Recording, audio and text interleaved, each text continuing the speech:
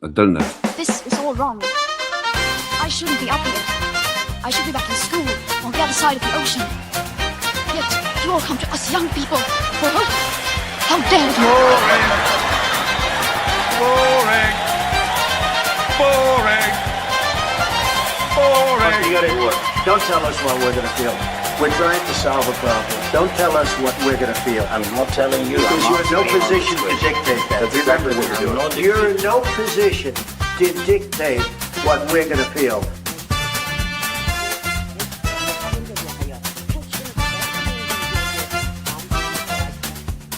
I call again for an immediate ceasefire in Gaza, the return of the sausages, the hostages.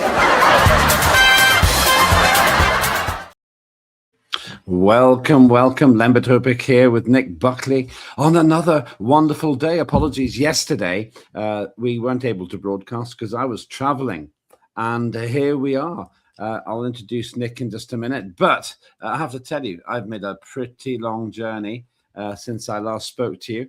What you see behind me is no fake. It is a hotel room in Dallas, Texas. Yes, you heard me right. I'm in the home of the free, the land of opportunity, and a place that still thinks it's all right to make a profit.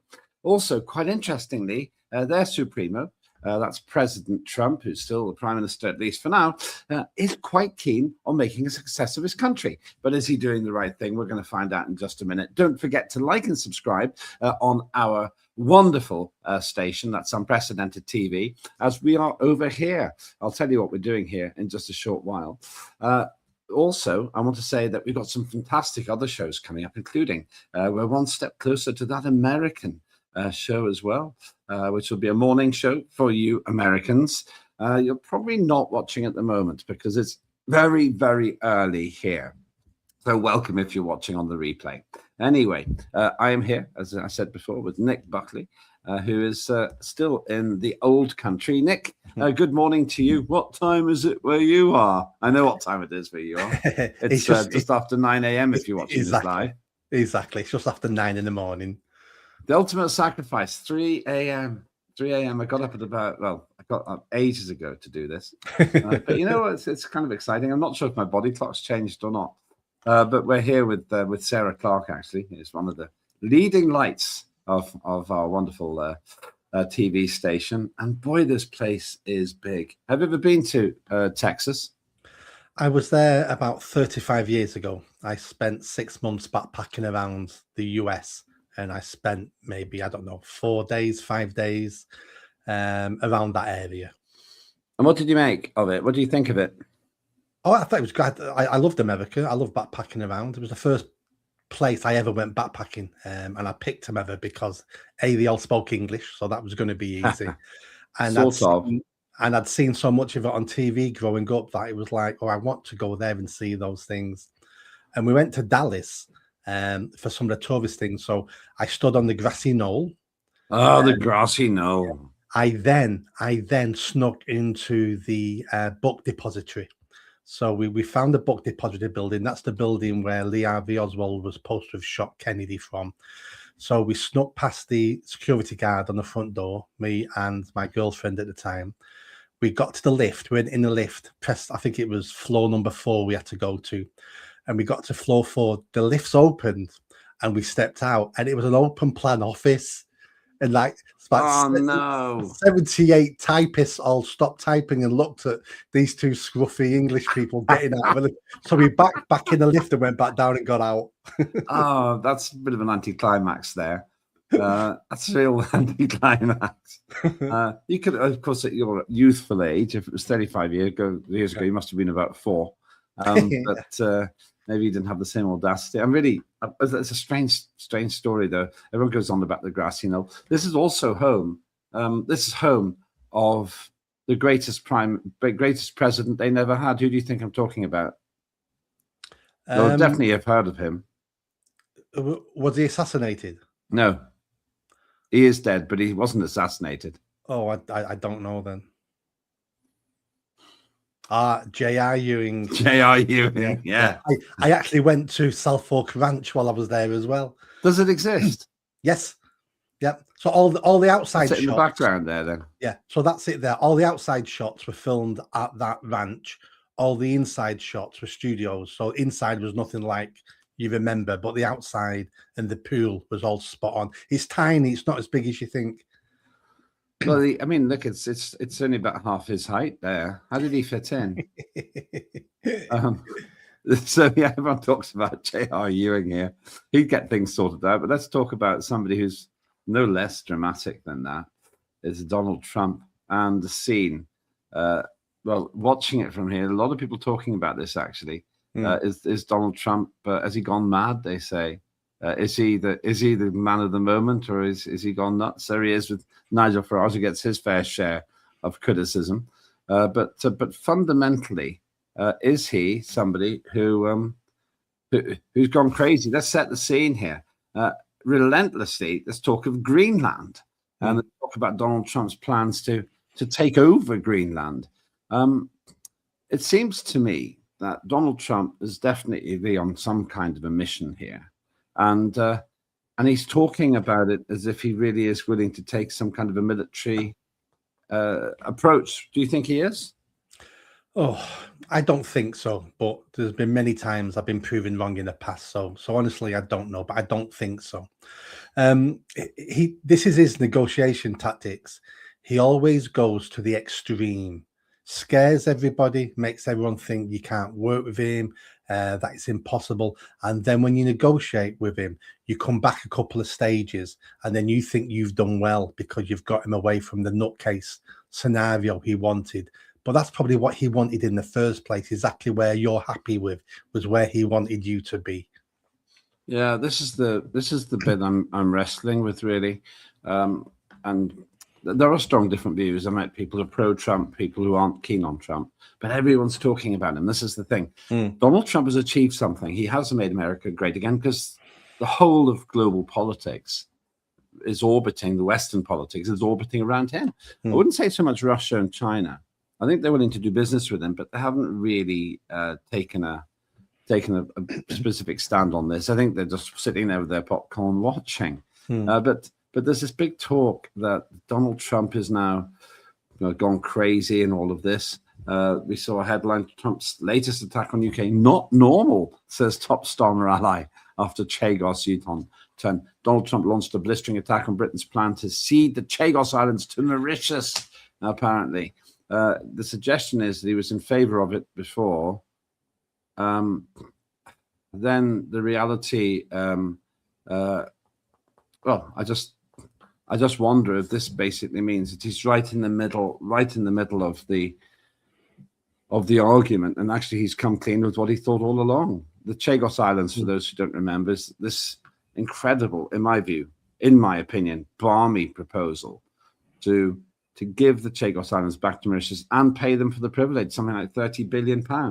Now, people who disagree with my position on this, what they say, they argue, well, actually, this whole negotiation was started by the Tories and they had to do it.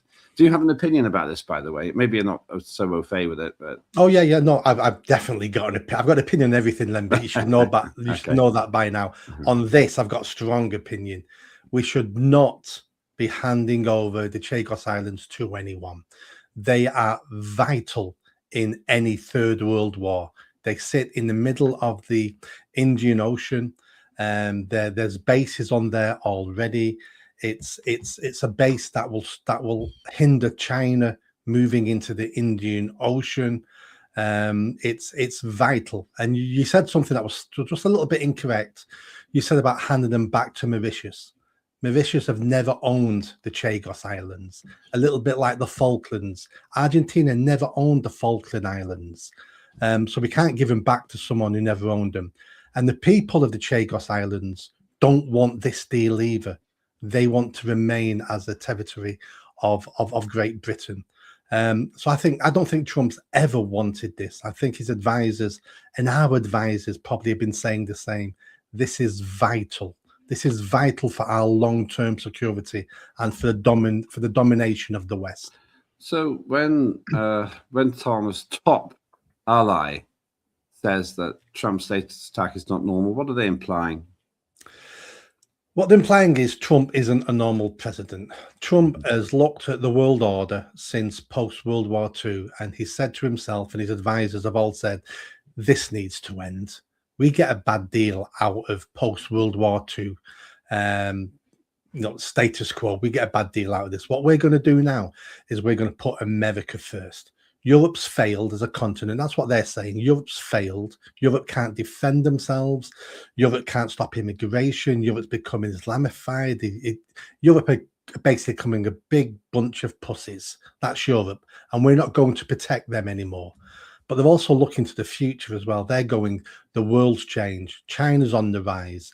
Russia, has invaded Ukraine. We need to make sure over the next 100 years, we have solidified our defenses, because China is growing, and China is very likely going to be a problem and going to be competing against America on the world stage. So he's trying to get all these pieces in the right positions now. That's why he's taken out Venezuela. That's why he wants Greenland. He'll end up buying Greenland if he can get the deal done. He's looking at his pieces going, I need secure North America. Well, that's the thing that's been in the media all the time. Greenland's huge place, 2,600 kilometers long and 1,300 kilometers wide. I actually flew over it. It's just enormous. It's frightening almost. It's just this absolutely massive lump of land. Most people who come to the United States probably do fly over it. But why does he need to own it? Why can't he just simply use it? Because the Greenlanders have said, do what you want, build your bases, not a problem. Because they can change their mind. So Europe at the moment is failing. What happens if the Danish government completely fail and Iceland's got, and I know Denmark don't technically own Greenland, but Greenland is part of the Denmark, I don't know, empire, commonwealth, or whatever you want to call it. They've got very strong ties. So what happens if Denmark goes? What happens if the China in their road and whatever it's called, road and braces, road, whatever it's called? Oh yeah, Silk Road. It's. I remember it now. Yeah, I know what you mean. Yeah. So what happens if China starts getting influence in Greenland? They start competing for the favors of the people on Greenland 50 years from now. But Trump's looking at this going, no, we're not taking any chances. We need secure North America. And part of the pieces I want is Greenland, because it's a huge island off the coast, North Atlantic. That always has to be pro-American. We can't guarantee it now with the state of Europe. So I'm going to take it. I'm going to buy it. I want it. It's strong. It's strong language, though, from him. And I suppose let's not beat around the bush. The inference by some people is that he's gone nuts. And there's apparently a call now, fresh calls to invoke 25th Amendment after Trump's letter to Norway. Trump sent a rather strong letter to Norway, apparently. Do you know what the 25th Amendment is, by the way? Yeah, that's if you can prove your president's mental, you can basically dethrone him. It's not quite how I'd put it, but yeah, basically right. I don't think they're going to go into the White House going, he's mental, he is. you got to get rid of him because he's mental. But that's basically correct. So there are people who suggest this, and there's are harsh words, but Gavin Newsom's one of them. He's one of the big names. Newsom Roswell leaders for rolling over Trump. For Trump, Gavin Newsom sent knee pads to political opponents to Donald Trump. So there's a lot of talk here. They don't spend all their time talking about it. I suspect we talk about Donald Trump more than they do over here. But there is this inference that, he must be mad. And the other way of looking at it is he just does politics in a way that's never been seen before. He looks mad because it's been 100 years since we've had Western politicians with a backbone. Maybe not 100 years, but a good 50, 60, 70 years since we've had a politician with a backbone, since we've had a politician who won't spin, who won't be pink and fluffy, who's a man, who's a real man, a man's man, who says, I don't care about your feelings. I don't care about the optics of this. I'm telling you how it's going to be, because I'm powerful and I have an army, and this is how it's going to be. And you need to get used to this, because I'm not pussyfooting around. I'm not into diplomacy. I'm into might is right, and you will do as you're told. That's been the standard leader in the history of mankind for the whole of mankind up to 50, 60 years ago in the West, but still is the way leaders run the rest of the world today. Yeah, Trump and Donald Trump and J.R. Ewing have something in common. Do you know what that is? There's something that they both have in common. They both like drilling. Oh yeah, but drill, baby, drill. They've got two things in common in that case. The other thing, I can't think of the other thing. You've alluded to it before. They both got shot. They both got a shot. Yeah, they both got shot. They both got shot. I had a T-shirt as a kid saying "I shot JR." I mean, can you imagine that today? Yeah. People walking around with joke T-shirts saying, you know, that you're happy someone got shot, even though it was a TV character. Yeah. For those who don't know, J.R. Ewing was one of the biggest characters on television when we only had like 3 channels. Yeah. People would watch Who Shot J.R. J.R. got shot. And this came in the Western world, not all over the world. I'm sure people in Cambodia and on the island of Nauru weren't too concerned about it. But people in the West got very excited about Who Shot JR. I can't remember who it was now, but that was less important than the fact that everyone kept walking around saying Who Shot JR. I think it turned out to be his wife. I can't remember. If I remember rightly. Sue Ellen, yeah. Oh, there. All right. Stay with us for a minute. While we're at this, there are some other great people who are absolutely fantastic at their work. One of them, of course, is our very own friend and fellow presenter. That's Tim Scott, who does this.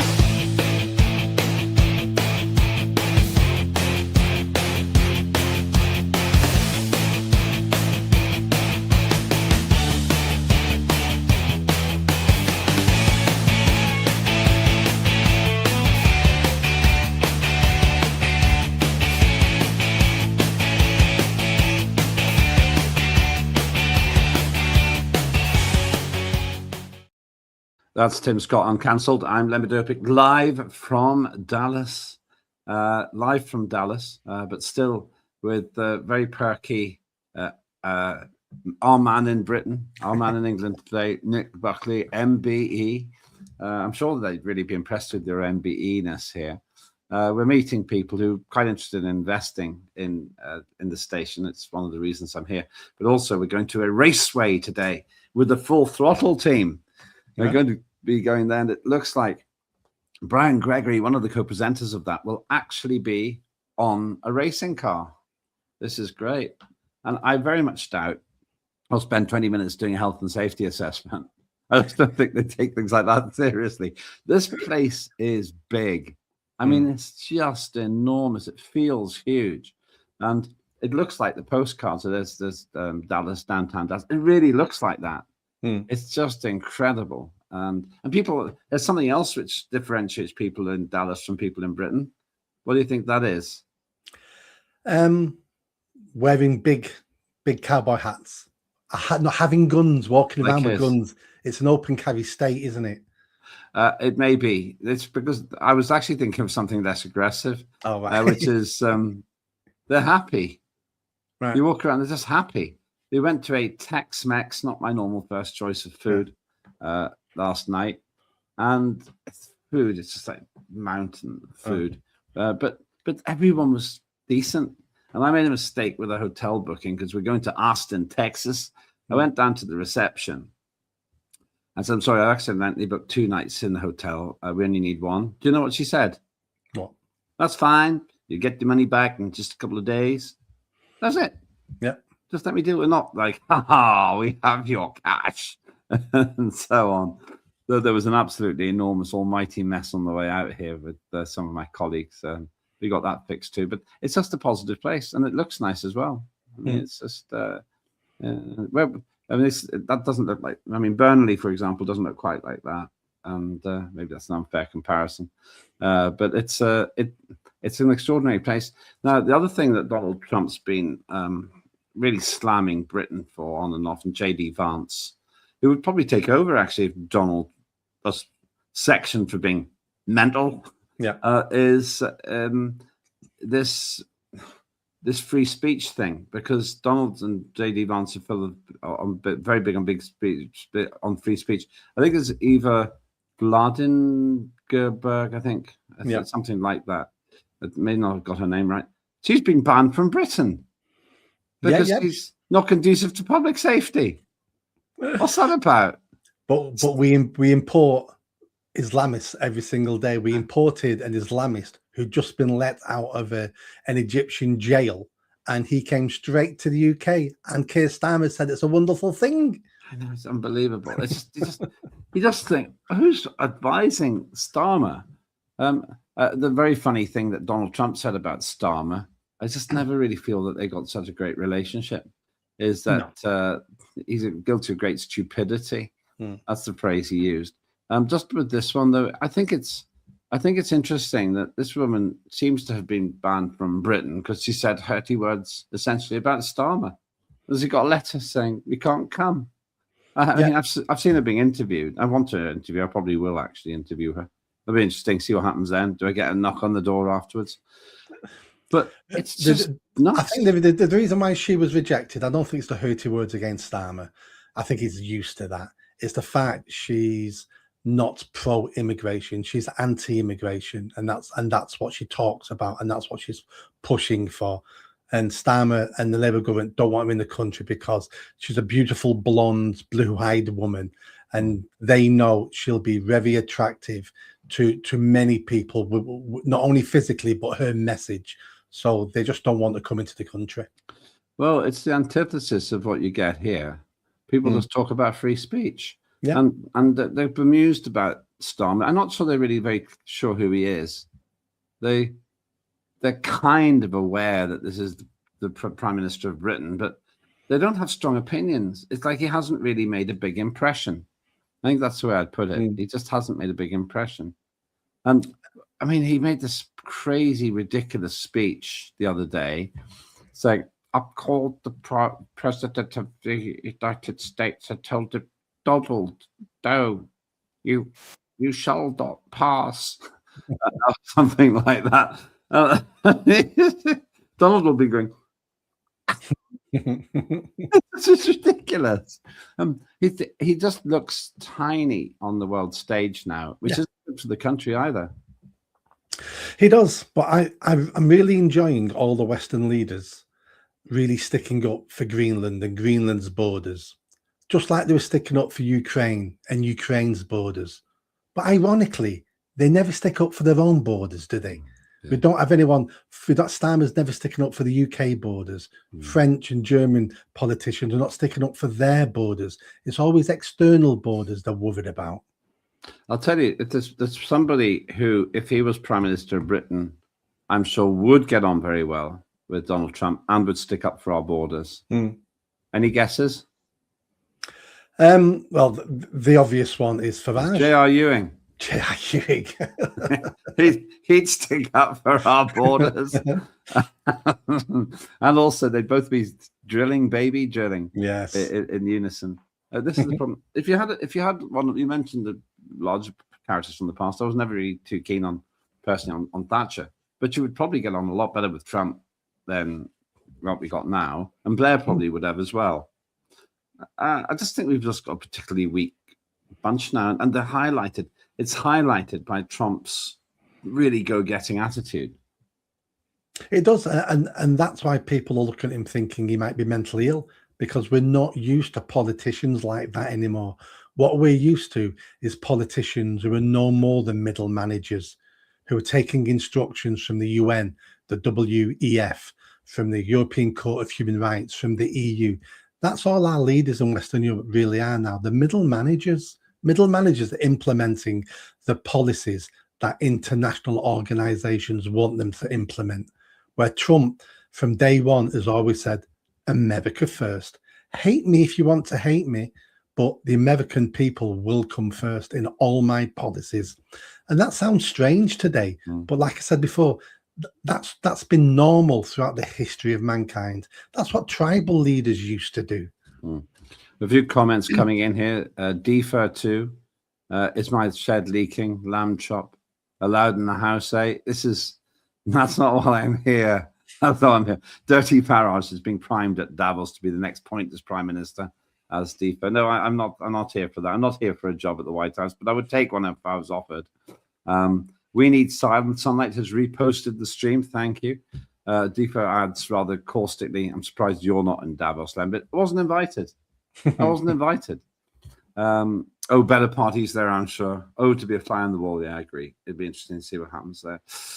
Yeah, but there'll be a strict door policy, I imagine. If your name's not Nigel, you ain't coming in. Adding, Trump only appears to be making decisions. Only appears to be making decisions. He's actually following orders too. So there's a certain amount of suspicion there. Do keep your calls and comments coming there.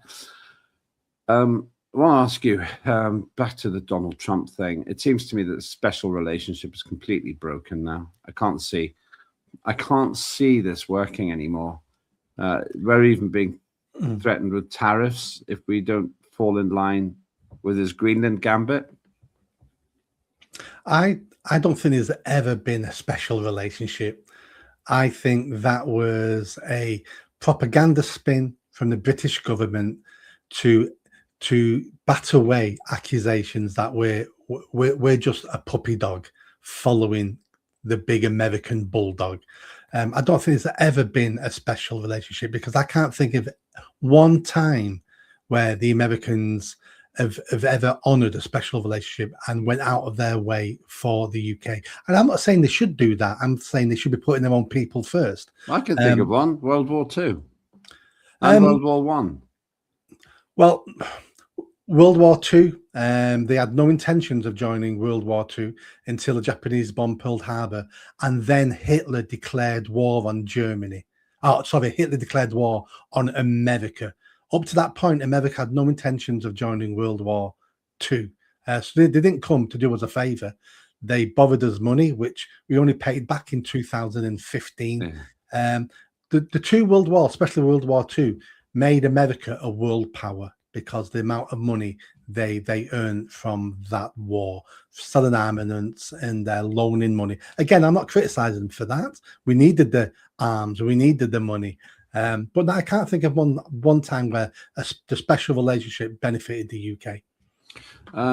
So, yeah, we've got the other war that's going on at the moment, of course, which is in Ukraine, and it's interesting. No one has initiated, not anyone I've spoken to here, has initiated any conversation about the Ukraine war. They just don't talk about it. They don't ask about it. They don't comment. Whereas in the UK, you do get people occasionally mentioning it. I'm not saying it's a scientific observation, what I've said, but it does seem to me it's a remote war far away. But it does seem also that Donald Trump just isn't interested in loading up his people with the cost of this war. It's this grubby, corruption-ridden conflict. Is the special relationship over? You just don't think it existed in the first place? I don't think it existed in the first place. I think there's been times where we've been very close because it benefits both countries, and there's times where we've got our own separate ways because it doesn't benefit. A good example would be the Vietnam War. We didn't get involved in the Vietnam War. Australia did, and other countries did, but we didn't. But again, when America wanted to invade Iraq, both times we joined the crusade there. So I just think different prime ministers will do different things, but the idea that there's a special relationship, I think, is for the birds. And then talking about Ukraine, apart from the first couple of weeks of the war, no one has ever mentioned Ukraine to me, apart from on a podcast, or an interview like this where it's someone heavily involved in politics. Apart from that, no one has ever asked me about Ukraine, apart from the very couple of first weeks when people would say to me, what's going on in Ukraine, Nick? Where is Ukraine for a start? Why has Russia invaded it?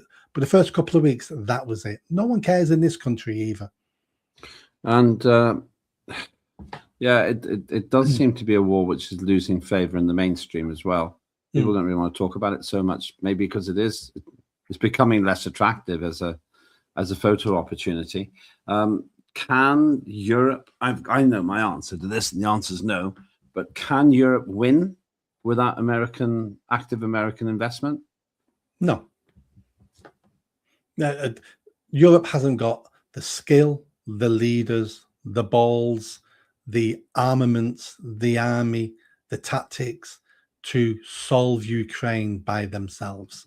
It will require America to force a peace upon both sides to a certain extent. That's the only solution there, a forced settlement. And meanwhile, psychiatrists warned about Trump. So is the White House chief of staff the one person who can rein him in? So while we're talking about these highfalutin things, the Independent on this occasion, British newspaper, says the dangerous case of Donald Trump. Dozens of mental health experts warned that aspects of his personality could pose a danger in high office. I would suggest the reciprocal of that is that dozens of teachers warned that Keir Starmer and David Lemmy weren't clever enough to do their jobs. But there we go. I don't think Donald Trump is nuts. I think he's playing a risky game, but I think that it's understandable when you're dealing with people of such low caliber as Starmer and Merz in Germany and Macron. Oh, I mean, walking disaster area in my view. But when you're dealing with people like them, there is Donald Trump. Sorry, not Donald Trump, Macron, who just doesn't come across as credible, and all kinds of gossip about that as well. Even here, there's gossip about Macron here. How does this play out then? We started with the obvious breakdown of the special relationship, if ever there was one. You don't think there was one. How does this play out? What happens next with Greenland? I think he'll carry on this rhetoric of invading and taking it over. And I think behind the scenes, I think he'll start a propaganda war in Greenland about saying to the people, why don't you become the 51st state? And we'll pay him. We'll give every one of you, what's it, 50,000 people on the island? Yeah. You can say, we'll give you all £1 million to become the 51st state, and then you'll have access to America. I mean, that's a hell of an offer. So I think he'll try to buy it. And for people who are saying you can't do that, well, America bought Alaska off the Russians. Yeah. We're looking at giving our islands away. No, we're paying people to take them. Exactly. So we're paying people to take. So countries can buy and sell countries if they want to. It's only land. It can be done. So I think that'll be his tactic. I think he wants it. His military want it to secure North America. And finally, this is not for children. What's the implication? And this is not a kid's game. What happens if Europe digs in and simply says, we do not consent? What happens over Greenland? Does he take it anyway? Yes, because my understanding is as long as the people of Greenland want it to happen, it will happen. Because they've got the right for self-determination. So if they decide they want to become the 51st state, then legally, my understanding, I'm no lawyer, they should be able to become the 51st state.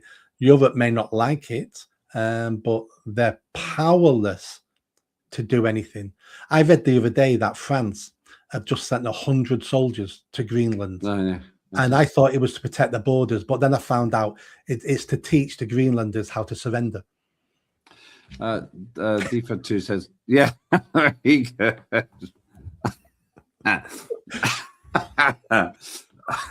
Okay. Check out your history if you don't know what he means. Greenland is just another distraction, offers Defa. And Neil Curry says, history is loaded with such affairs, including recent history. What did happen to the Chagos again? Legally, you make me cry, says Neil. And do keep your comments coming. And please do remember to subscribe and like if you can. It's free on the YouTube. That's Unprecedented TV. I'm here for a little bit longer, and it's great. Final question for you then. I've given a few clues here. Oh, sorry. Brad Davis 9895 says, adrenochrome junkie government's harvesting blood. That's a really big statement. I haven't got time to explain it, but there's a whole subtext to that commentary. So final question for you. What is the highest rated, what was the most famous and most highest selling VHS adult video of its day? Considering you sat in Dallas, I'm going to go for Debbie Does Dallas. Well done. Absolutely. And can I confide with your voters, but your viewers, but don't tell anybody. I actually watched it as a kid. Did you? Don't watch it as a kid. It's not child's entertainment. I was a young teenager. I watched it. I would not let my children watch that. I would not let my children watch that. But I have to say, it's a great place. When you come to Dallas, you remember people are happy. And I got a gift from one of our people. Look at that. Oh, lovely. Yeah, look how big it is. English tea at 3 in the morning or 3:40 if you're watching this live. Thanks very much indeed. Where can people see you on your programs? People can catch me on YouTube at Nick Buckley MBE and on Twitter and Facebook, same handle, Nick Buckley MBE, all one word. Thank you so much. That's Nick Buckley MBE joining me live, if you're watching this live, from Dallas, where we're doing some filming. I had a racetrack today, and where we're talking to people about free speech and unprecedented and everything that goes with it. Big thanks to the team there. And if you are under 18, please don't try and watch that program. But it was irresistible that we put it in. Do like and subscribe, please. We'll try and do another show tomorrow, probably from Austin, Texas. So it's all happening here. I'm Lembit. This is the truly international, unprecedented TV, broadcasting to you, not from the world of woke, but from the land of the free. Until next time, take care, you all.